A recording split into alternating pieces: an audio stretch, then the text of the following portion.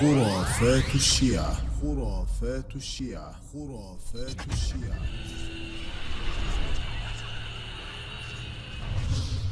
قال رسول الله لفاطمة: اعلمي يا بنتاه إن الله سبحانه وتعالى يأذن في كل يوم وليلة ل100,000 من الملائكة أن يهبطوا إلى الأرض ويزوروا الحسين سلام الله عليه، ثم لا يؤذن لهؤلاء إلى العام، إلى القيامة، يعني ذول بعد ما يجون. ماذا يفعل هؤلاء؟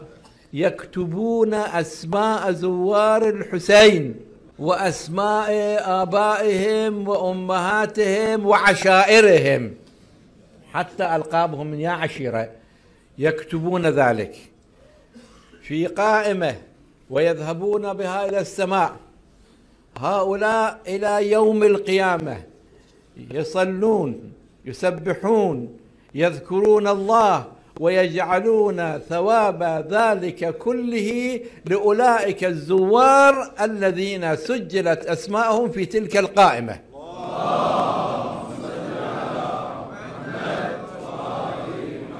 زين لهم سوء